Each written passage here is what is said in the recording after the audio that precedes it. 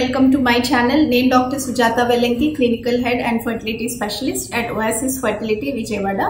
This channel is more about women's health, especially reproductive health. Pregnancy plan cheskotaniki, manki pregnancies కాటంకాలు ఏర్పడకుండా fertility issues ని ఎలా అధిగమించాలి అనే దాని మీద అవేర్నెస్ క్రియేట్ చేయడానికి నేను ఈ ఛానల్ చలో ఈ వీడియోస్ అన్ని మీకు పోస్ట్ చేయడం జరుగుతుంది. So if you have not yet subscribed, please do subscribe and keep watching my videos.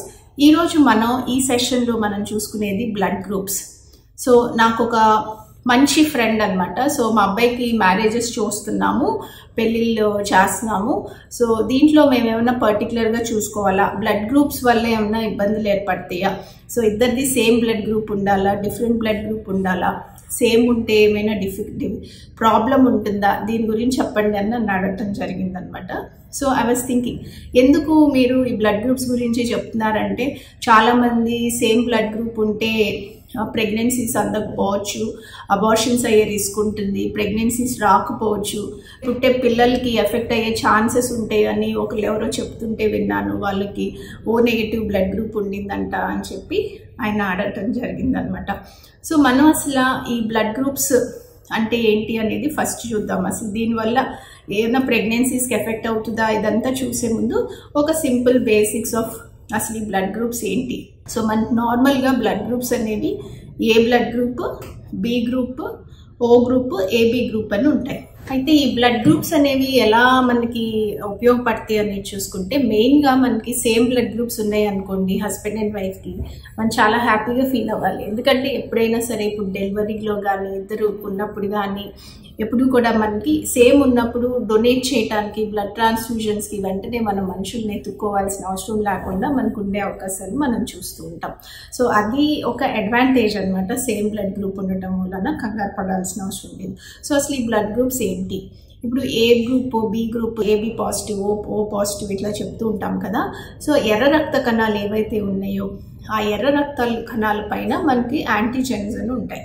So ఈ యాంటీజెన్స్ని మనం ఆ ఏ గ్రూప్, బి గ్రూప్, ఓ అని చెప్తాము. రెండు యాంటీజెన్స్ ఉంటే ఏబి బ్లడ్ గ్రూప్ ఉంటుంది, ఆ రెండు యాంటీజెన్స్ మిస్సింగ్ ఉంటే ఓ గ్రూప్ అని చెప్తూ ఉంటాం. సో ఈ రకంగా మనకి ఈ బ్లడ్ గ్రూప్స్ అనేవి మనకి డిటర్మిన్ అవుతాయి. ఈ బ్లడ్ గ్రూప్స్ అనేవి తల్లిదండ్రుల నుంచి, అంటే మీ పేరెంట్స్కి ఏ బ్లడ్ గ్రూప్స్ ఉంటే వాటి అనుగుణంగా, ఇప్పుడు పేరెంట్స్కి ఏ గ్రూప్ అండ్ బి గ్రూప్ అట్లా ఉన్నాయంటే వాళ్ళకి ఏ బ్లడ్ గ్రూప్ రావచ్చు, బి గ్రూప్ రావచ్చు, ఓ రావచ్చు, ఏబి పాజిటివ్ రావచ్చు. సో ఇట్లా పేరెంట్స్ నుంచి మనకి బ్లడ్ గ్రూప్స్ అనేవి వచ్చే ఛాన్సెస్ ఉంటాయి అన్నమాట, జెనెటిక్గా డిటర్మిన్ చేస్తాయి.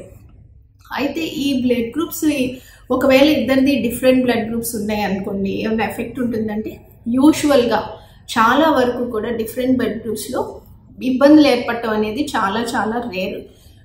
కొన్నిసార్లు కొంతమందిలో మాత్రమే ఆ జెనెటిక్ ప్రీడిస్పోజిషన్ వలన పుట్టిన పిల్లల్లో కొంచెం జాండీస్ అట్లా లైట్గా వచ్చే ఛాన్సెస్ మనకి గమనిస్తాం. అయితే ఇక్కడ మనకి మెయిన్గా ముఖ్యమైనది ఏంటంటే మనం గమనించుకోవాల్సింది ఏ పాజిటివా, ఏ నెగిటివా, బి పాజిటివా, బి నెగిటివా, ఓ పాజిటివా, ఓ నెగిటివా. సో ఈ నెగటివ్ బ్లడ్ గ్రూప్ గురించి మనం నెక్స్ట్ చర్చిద్దాం. సో ఈ నెగటివ్ బ్లడ్ గ్రూప్ ఏంటంటే యాంటీజెన్స్ మనకి ఆర్హెచ్ యాంటీజెన్ అనేది ఉంటుంది. సో ఈ ఆర్హెచ్ యాంటీజెన్ ఉంటే positive blood group, RH antigen లేకపోతే నెగటివ్ బ్లడ్ గ్రూప్ అని ఉంటారు. ఎవరికైతే నెగటివ్ బ్లడ్ గ్రూప్ ఉంటుందో వాళ్ళకి పాజిటివ్ ఉన్న బ్లడ్ కనుక లోపలికి వెళ్తే ఆ యాంటీజెన్స్ వాళ్ళకి రెస్పాన్స్ అవ్వటానికి, వాళ్ళకి యాంటీజెన్స్కి సరైన యాంటీబాడీస్ ఉండవు కనుక వీళ్ళకి రియాక్షన్స్ వచ్చే ఛాన్సెస్ ఉంటాయి. సో ఈ కోవలోకి చెందిందే ఆర్హెచ్ ఇన్కంపాటబిలిటీ అంటాం. అంటే కాబోయే తల్లికి కానీ మీకు నెగటివ్ బ్లడ్ గ్రూప్ ఉందనుకోండి, ప్రెగ్నెన్సీస్ ప్లాన్ చేసుకుంటున్నారు లేదా ప్రెగ్నెంట్ అయ్యారు, ఈ ప్రెగ్నెన్సీ పీరియడ్లో ఈ నెగటివ్ బ్లడ్ గ్రూప్ ఉన్నప్పుడు హస్బెండ్ బ్లడ్ గ్రూప్ పాజిటివ్ అయినప్పుడు ఆ స్పర్మ్ నుంచి ఆ బేబీకి ఆ జీన్స్ ద్వారా ఒకవేళ పాజిటివ్ బ్లడ్ గ్రూప్ వచ్చింది అనుకోండి, బేబీ నుంచి వచ్చే బ్లడ్ డెలివరీ టైంలో మదర్ బ్లడ్లోకి మిక్స్ అయితే మదర్ కొన్ని యాంటీబాడీస్ అనేవి తయారు చేస్తుంది. సో ఫస్ట్ ప్రెగ్నెన్సీలో మనకి ఎటువంటి సమస్య ఉండదు, ఎందుకంటే తల్లి నుంచి యాంటీబాడీస్ ఫస్ట్ బేబీకి వెళ్ళవు కాబట్టి. అయితే సెకండ్ బేబీకి వెళ్ళేటప్పటికి ఈ బ్లడ్ ఆ బేబీ నుంచి డెలివరీ అప్పుడు మనకి వెనక్కి వచ్చిన బ్లడ్ వల్ల మదర్కి రియాక్షన్ వచ్చి యాంటీబాడీస్ తయారై ఉంటాయి కాబట్టి నెక్స్ట్ బేబీ కూడా మళ్ళీ పాజిటివ్ బ్లడ్ గ్రూప్తో ఉన్న బేబీ కనుక పుడితే ఈ యాంటీబాడీస్ ఆ బేబీకి ఎఫెక్ట్ అయిపోయి చాలా సివియర్ కండిషన్ RH ఇన్కంపాటబిలిటీ అంటారు.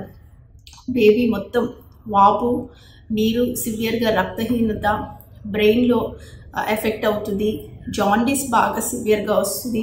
సో కొన్నిసార్లు ఈ పిల్లలు పుట్టకుండా పొట్టులోనే కడుపులోనే చనిపోతూ ఉంటారు. సో ఇటువంటి సమస్యలు ఏర్పడే అవకాశాలు ఉంటాయి.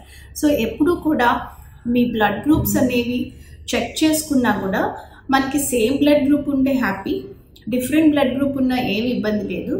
మనం ఎక్కడ అప్రమత్తంగా ఉండాలి అనేది చూసుకుంటే ఆడవారిలో నెగటివ్ బ్లడ్ గ్రూప్ ఉన్నప్పుడు, సో ఈ RH నెగటివ్ ఇన్కంపాటబిలిటీ వచ్చే అవకాశాలు ఉంటాయి. కాబట్టి ఇక్కడ మనం ఏం చేస్తామంటే బ్లడ్ గ్రూప్ నెగటివ్ అని ఐడెంటిఫై చేసిన వెంటనే ప్రెగ్నెన్సీ ప్లాన్ చేసుకుంటున్నాము.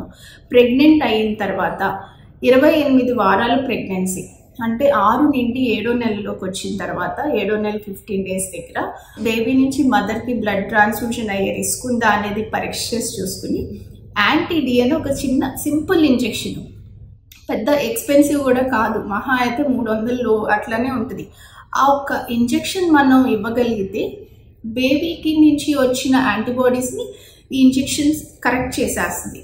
సో తర్వాత సబ్సిక్వెంట్గా వచ్చే ప్రెగ్నెన్సీలో పుట్టే పిల్లలకి ఎటువంటి ఇబ్బందులు ఉండవు.